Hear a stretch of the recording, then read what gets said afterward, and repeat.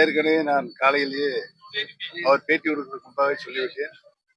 அருமை அண்ணன் செங்கோட்டையன் அவர்கள், புரட்சி தலைவர் இதயம் எம்ஜிஆர் அவர்கள் இயக்கத்தை துவங்கிய நாளிலிருந்து இன்று வரை இந்த இயக்கத்திற்காக அரும்பாடுபட்டுக் கொண்டிருக்கிறார். பல்வேறு சூறாவளி சுனாமிகள் இயக்கத்திற்கு வந்தபோதும் நிலையாக ஒரு நிலையில் நின்று இந்த இயக்கத்தை வளர்ப்பதற்காக அனைத்து மக்களையும் அரவணைக்கும் நோக்கோடு அவர் பாடுபட்டிருக்கார் என்பதை நாமெல்லாம் நன்றாகவே அறிவோம். அவர் எந்த நடவடிக்கை எடுத்தாலும் கழகம் ஒருங்கிணைக்க வேண்டும்.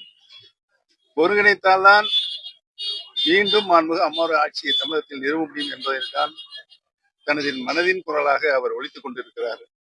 அவருடைய எண்ணம், அவருடைய மனசாட்சி நிறைவேறுவதற்கு எங்களுடைய வாழ்த்துக்களை தெரிவித்துக்கொள்வோம். அதற்காகத்தான் நாங்களும் போராடி கொண்டிருக்கிறோம். அனைத்து இந்திய அன்னார முன்னேற்ற கழகத்தினுடைய சக்திகள் பிரிந்திருந்தார் நாம் வெற்றி பெற முடியாது என்ற சூழலை ஏற்பட்டு பல்வேறு சோதனைகளை நாம் சந்தித்துக் கொண்டிருக்கிறோம். கழகம் பிரிந்த நாளிலிருந்து எந்த தேர்தலிலும் வெற்றி பெற முடியாத ஒரு சூழல் கடந்த 4-5 ஆண்டுகளாக நடைபெற்றுக் கொண்டிருக்கிறது. அந்த நிலையை மாற வேண்டும் என்றால் கழகம் இணைய வேண்டும் என்பதுதான் எங்களுடைய போராட்டத்தினுடைய குழு வடிவம் என்பதை தெரிந்து கொள்வோம். வேற என்ன?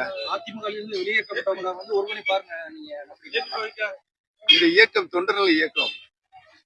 இந்த இயக்கத்தை யாராலும் தொண்டர்களை வெளியேற்ற முடியாது என்பதை தெரிவித்துக் கொள்வேன்.